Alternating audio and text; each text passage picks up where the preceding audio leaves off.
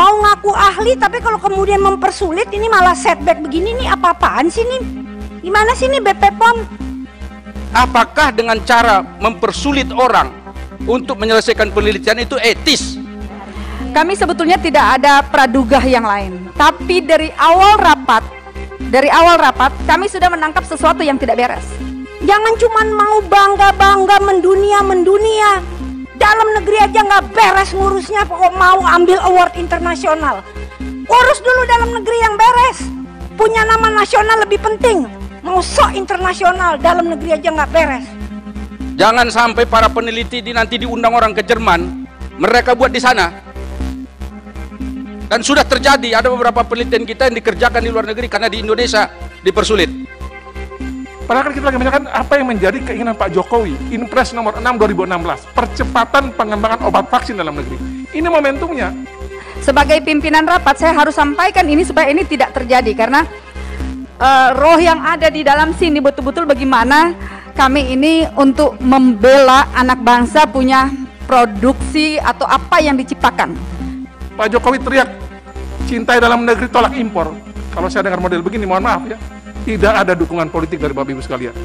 Tidak tertutup kemungkinan Komisi 9 akan mundur lagi memeriksa semua vaksin-vaksin yang masuk dengan proses-proses yang ada.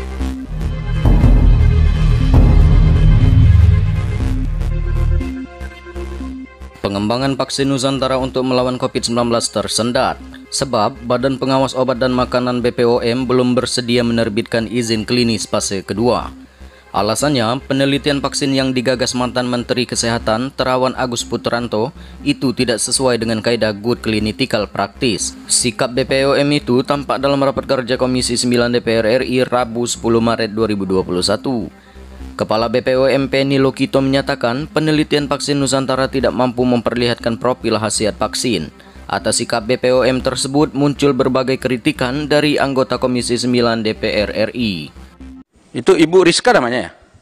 Nah, Ibu Rizka ikut di situ? Di apa? Penelitinya? Atau hanya sebagai birokrat saja dapat laporan dari bawahan? Ya, izin Pak, dulu di awal-awal Dr. Teran minta saya menjadi anggota tim peneliti, tetapi karena kami dari otoritas obat, kami harus independen dan tidak boleh masuk dalam tim peneliti. Oke. Kalau saya masuk dalam tim peneliti, nanti kami tidak bisa mengkaji hasil penelitian. Nah, terus Ibu dapat laporannya dari mana Ibu? Karena pasti ada anak buah di bawah kan yang ikut tadi. Yang nongkrong itu siapa? Kenapa? Kami mendapat laporan dari peneliti, Pak. Oh, peneliti. Iya. Dari hasil peneliti, dari laporan peneliti itu Ibu kasih evaluasi. Kami mengevaluasi. Bahwa gini, oke. Kalau mengevaluasi, saya ikut mengevaluasi, Pak. Oke, baik. Ya. Sudah cukup Bu, terima kasih. Jadi begini, ini kan sebetulnya saya menganggap Badan POM itu tentu memang sudah mencoba melakukan pekerjaannya. Tapi kalau kata Pak Ahmad tadi itu enggak equal.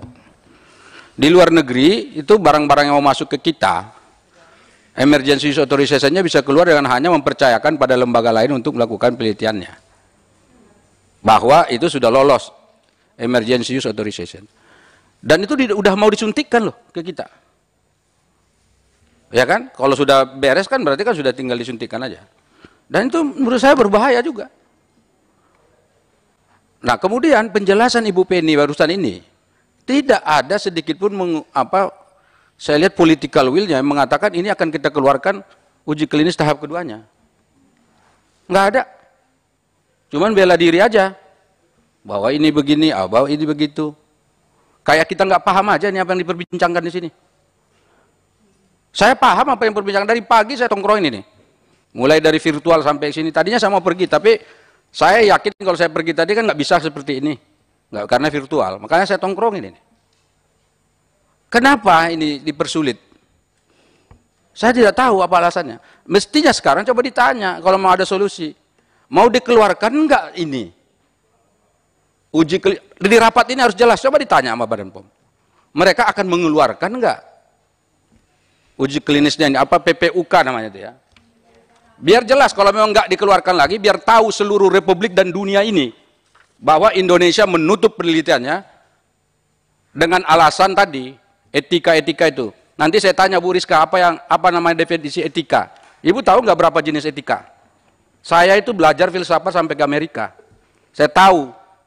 Saya belajar filsafat. Ini soal belajar etika apa segala macam. Etika itu satu ranah di dalam pelajaran filsafat itu. Etika dan estetika dalam satu rumus dan satu ranah tertentu. Nanti kita bicara soal etika ini panjang nama saya ini. 4 semester. Mau nggak kita mainkan ini? Kan nggak selesai. Apakah dengan cara mempersulit orang untuk menyelesaikan penelitian itu etis? Etis enggak? Makanya saya minta Ibu Ketua, tolong ditanya sama Ibu Penny. Mau dilanjutkan enggak nih? Dikasih izin enggak? Untuk uji klinis tahap keduanya. Jangan sampai para peneliti nanti diundang orang ke Jerman, mereka buat di sana. Dan sudah terjadi, ada beberapa penelitian kita yang dikerjakan di luar negeri karena di Indonesia dipersulit. Banyak. Jangan sampai itu terjadi. Tolong Ibu Ketua, diperjelas. Terima kasih. Ya, interupsi pimpinan. Ya, langsung to the point ya pimpinan.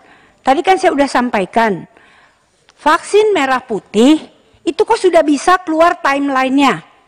Ya, mengapa dia bisa keluar timeline? Sementara di timeline itu jelas kapan waktunya, bahkan sudah diperjanjikan bisa dipercepat. Padahal vaksin merah putih masih praklinis. Sementara sama-sama buatan anak bangsa, ini vaksin Nusantara. Boro-boro timelinenya. Sudah uji klinis, jangankan timeline. PPUK yang pertama keluar, yang kedua dipersulit. Katanya ininya gini, malah mundur, side back. Ini gimana coba Bu Penny? Mungkin bukan Bu Penny, ini staff-staffnya ini pernah diaudit nggak sih? Mau ngaku ahli, tapi kalau kemudian mempersulit, ini malah setback begini, ini apa-apaan sih ini? Gimana sih ini BP POM? Kalau memang profesional tuh jangan setback, udah ngeluarin izin, ya walaupun itu emergency atau apapun lah namanya, saya nggak mau tahu. Kenapa bisa vaksin merah putih keluar timelinenya? Padahal dia masih praklinis, tapi sudah keluar timeline. Yang satu sudah uji klinis, sudah fase 1, timelinenya nggak keluar, PPUK-nya nggak bisa keluar. Kenapa ada perbedaan ini? Coba tuh yang katanya pada ahli independen, intelektual atau apapun, coba jelaskan. Itu dulu Bu Penny. Jadi bisa dijelaskan, jadi jelas kinerjanya. Mungkin Bu Penny-nya baik, tapi anak buahnya jangan cuman mau bangga-bangga mendunia. Dalam negeri aja nggak beres ngurusnya, pokok mau ambil award internasional. Urus dulu dalam negeri yang beres. Punya nama nasional lebih penting. Mau sok internasional, dalam negeri aja nggak beres. Silakan pimpinan. Baik, untuk Kepala Badan POM, sudah banyak yang disampaikan dan jadi begini Bu Penny, kalau mengikuti apa yang sudah disampaikan tadi, ada kalimat-kalimat yang justru dikaitkan dengan anggota komisi mengaitkan ada yang tidak sinkron. Ya, apa yang disampaikan oleh Pak Menristek tadi, yang akan dipercepat dan lain sebagainya, sementara prosesnya masih dibawa oleh vaksin Nusantara, kan baru preklinik ya, kira-kira ini sudah fase pertama uji kliniknya. Kemudian, kalau kita nggak dapat satu statement dari BPOM menyangkut vaksin ini, tidak tertutup kemungkinan Komisi 9 akan mundur lagi memeriksa semua vaksin-vaksin yang masuk dengan proses-proses yang ada. Ini penting sekali buat kami ya. Tidak tertutup untuk seperti itu, Bu. Karena tadi waktu saya istirahat, ini sudah keluar, sudah dibicarakan A, B, C, D. Nah, sekarang sebagai pimpinan rapat saya harus sampaikan ini supaya ini tidak terjadi karena roh yang ada di dalam sini betul-betul bagaimana kami ini untuk membela anak bangsa punya produksi atau apa yang diciptakan. Jadi dasarnya itu Bu Penny. Jadi disampaikan kami tentunya tidak mengurangi apa yang Bu Penny sampaikan tahapan-tahapan itu, tapi yang kami inginkan kecepatan dari waktu yang seharusnya. Ya, tidak mengurangi yang penelitian atau melanggar yang lain, Tapi kalau yang lain bisa dari sekian tahun dipersingkat, bisa singkat lebih kurang 6 bulan, masa yang urusan ini tidak bisa dilakukan? Karena sama, Bu. Tadi kan kalau yang dari vaksin merah putih yang harusnya bulan November bisa jadi 6 bulan lebih lebih cepat, kenapa ini tidak gitu? Sementara ini sudah lebih maju 1 langkah daripada vaksin merah putih. Itu yang kami tunggu, Bu Weni, daripada ini memang pembicaraan ini, karena begini, Bu. Kami sebetulnya tidak ada praduga yang lain, tapi dari awal rapat kami sudah menangkap sesuatu yang tidak beres.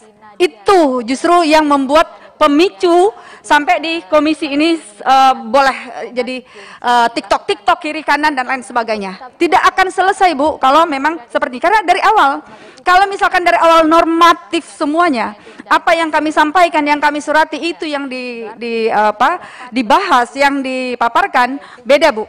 Tapi ini memang dari awal sudah beda, sudah tidak sesuai dengan undangan kami. Bahkan sebut saja vaksin merah putih dari pihak Badan POM pun dia menyebutnya bukan vaksin Nusantara, bahkan sel apa itu. Nah, ini juga sudah menjadi kenapa sih susah sekali. Jadi mungkin itu Bu, kami minta lagi kepada Bu Penny supaya bisa melenyapkan semua kecurigaan yang ada dari anggota Komisi 9 untuk vaksin dari anak bangsa.